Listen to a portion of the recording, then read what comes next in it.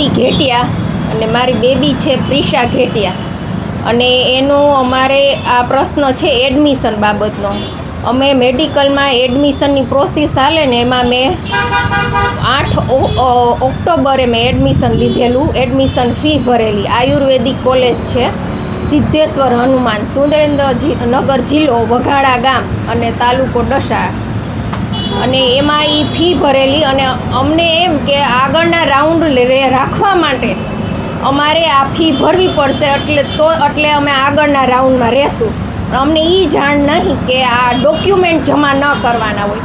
અમે સાથે ડોક્યુમેન્ટ એ જમા કરી દીધા એટલે અમારો ત્રીજા રાઉન્ડમાં અમારું એ આખું નીકળી ગયું. અમે એડમિશનમાંથી નીકળી ગયા. એ અમને જાણ થતાં અમે પછી બધાને મળ્યા કમિટીને કે આ એડમિશન કમિટીને મળ્યા કે આ શું કરવું. તો એને એમ કીધું તમે 2 દિવસ લેટ થયા, પ્રોસેસ પૂરી થઈ ગઈ છે. હવે આ પ્રોસેસ પૂરી થઈ ગઈ છે એ નિયમ કંઈ અમને પૂછીને કોઈએ કર્યા નહોતા આ નિયમ. અને આ પ્રોસેસ ભૂલ તો ગમે એ માણસોથી થાય. અમે ત્યાર પછી કેટલી રિક્વેસ્ટ કરી કે આનું માટે શું કરવાનું એડમિશન કેન્સલ માટે. ત્યાર પછી એની કોલેજોના 8 રાઉન્ડ બહાર પડ્યા. આયુર્વેદિક હોમિયોપેથિક કોલેજના 8 રાઉન્ડ પડ્યા. ફેબ્રુઆરી સુધી રાઉન્ડ બહાર પડ્યા. અને અમે નવેમ્બરમાં આની રજૂઆત કરી દીધી હતી. એની કોલેજોની સીટું ખાલી રહે એના રીઝનમાં અમને ફસાવે છે. આવડા એડમિશન ફી માટેથી 2.5 લાખ રૂપિયા અમે ફી ઓલરેડી ભરેલી છે અને એની ટોટલ ફી 25 લાખ છે. એટલે એ કોલેજવાળાનું એવું કહેવું છે કે મારી સીટ ખાલી રહે છે, મારી સીટ ખાલી રહે એની ફી કોણ ભરપાઈ કરે. તો એના હાટુથી કોઈ ધંધા તો આ જ ધંધો સારો ને ગમે એ માણસોને ગમે એ થાય તો એનું નુકસાન જ નહીં.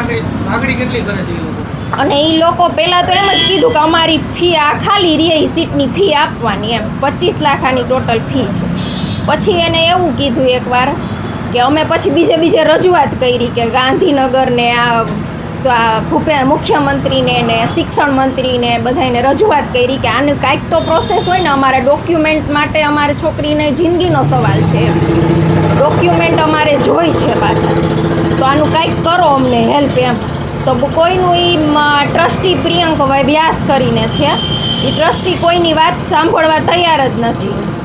એટલે એને પછી એવું કરી નાખ્યું કે હવે આ પ્રોસેસ એમાંથી જ થઈ નહીં કે તમે પહેલી વાર મળવા એને ગયા તો એને એમ કીધું કે 1.5 વર્ષનું માસ્ટર સમજીને તમે 5 લાખ આપો એટલે પૂરું થાય ફી. પછી આ બધાએ આ પાસેથી કાંઈ કાર્ય ન થયું. અમે પાછા છેલ્લે મળવા હમણાં ગયા તો એને હવે પછી એમ કીધું મેં આવું કાંઈ બોલ્યું જ નથી, 7.5 આપવાની તમારે અડધી ફી. 7.5 લાખ ઓલરેડી અમે અઢી આપેલી છે એટલે 10 લાખ. ભાઈ અમારી પાસે પૈસા હોય તો અમે પહેલાં જ ન દઈ દીધા હોય. આ વરહ બગાડવું મારી છોકરીનું કોઈ વાત ન માને, કોઈ શોખ તો ન હોય. આટલા રૂપિયા દેવા કરતાં તમારે આ મિડલ ક્લાસને જીવ દેવો સારો. અને આની જમીને અમે હાલો વેચી પણ કાંઈક મારી છોકરીનું ડોક્યુમેન્ટ થતા હોય કે ભવિષ્ય થતું હોય તો હું કાંઈક વેચીને કરી શકું. વગર આ મારા ડોક્યુમેન્ટ લેવા મારે આટલા રૂપિયા દેવાના.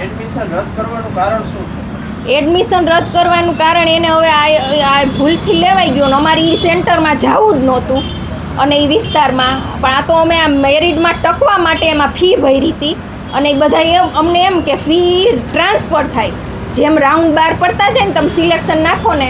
પણ અમારી ભૂલ થઈ ગઈ કે એમાં ડોક્યુમેન્ટ જમા થઈ ગયા. એ ભૂલના કારણે અમારે આટલું એમ. હવે એને આયુર્વેદિક લાઈન જ નથી લેવી.